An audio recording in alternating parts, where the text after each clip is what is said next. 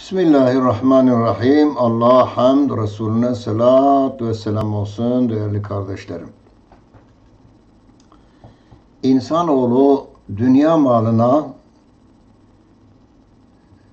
büyük bir sevgiyle bağlanmıştır. Yani dünya malını çok istiyor, çok seviyor. Dünya malına o kadar dalıyoruz ki çoğu zaman ibadetlerimizi bile unutuyoruz. Topluyoruz. Ama çoğumuz topladığımız, kazandığımız, elde ettiklerimizi yemeden, bitirmeden ölüyoruz. Varislere kalıyor miras olarak. Mirası paylaşanlar arasında da kavga çıkıyor. Kimisi bize dua ediyor, kimisi bize beddua ediyor. O zaman madem ki Cenab-ı Allah sana mal mülk vermiştir, sen de onu yeri geldiği zaman sarf etmen gerekiyor. Ha sadece zenginler için mi? Hayır.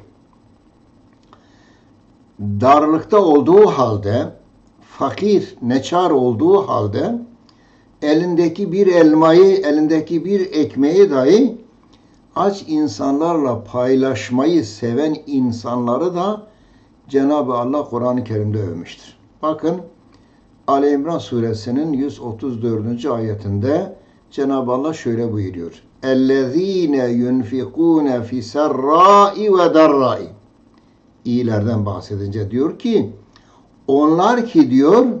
onlar ki bollukta da darlıkta da nafaka verirler. Zengindir, malının durumuna göre 1/10, 1/40 zekat veriyor. Fakirdir, elinde 2 tane ekmek var, 1 tane ekmek var. Onu da komşularıyla, fakirlerle paylaşıyor. Ebu Zer-i Gafari yanında dünya malı oldukça uyumazmış. Bir gün Hazreti Ömer onu denemek istemiş. O akşam geç saatlerde 40 tane altın göndermiş. Ona demiş ki halife sana 40 tane altın gönderdi. Malın mülkün bir şeyin yoktur. Onunla geçimini sağlarsın dedi diyor. Teşekkür ediyor ve adam gittikten sonra kalkıyor o 40 tane altını 40 ayrı fakirin evine gidiyor. Onlara veriyor, dönüp geliyor. Böyle yani.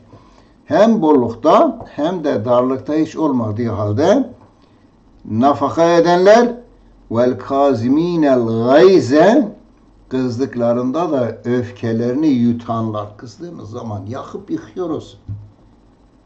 Döküyoruz, insanları kırıyoruz, kalplerini kırıyoruz. Belki de hiç tamir edilemeyecek hareketlerde bulunuyoruz. Böyle olmaz diyor. Bu iyilerin sıfatı değil. İyilerin sıfatlarından bir tanesi de kızdıklarına la havle ve la kuvvete illa billahil aliyyil azim hasbunallah ve ni'mel vekil deyip öfkelerini yutmak lazım. Vel afine anin nasi ve insanların günahlarını, kusurlarını yani bağışlamaları lazım. Yani komşudur, arkadaşlıktır, akrabalıktır, aile içidir. Olur ki insan birbirinin kalbini kırar. Olur ki seni kızdıracak bir şey yaparlar. Ondan sonra ne bileyim hoşuna gitmeyen bir söz söylerler. Sana bilerek bilmeyerek hakaret ederler. Sen onların o kusurlarını bağışlayacaksın. Bu da nedir? İyi olanların sıfatlarındandır. Ve Cenab-ı Allah bunu yapanlar, yani bollukta, darlıkta infak edenler, öfkelerini yutanlar ve insanların kusurlarını bağışlayanlar için diyor Cenab-ı Allah vallahu yuhibbul muhsinin. Allah iyilik edenleri sever. Bunları yapanlar iyilik etmiş olurlardı. Cenab-ı Allah da onları seviyor. Cenab-ı Allah cümlemizi seven kullarından eylesin. Allah'a emanet olun değerli kardeşlerim.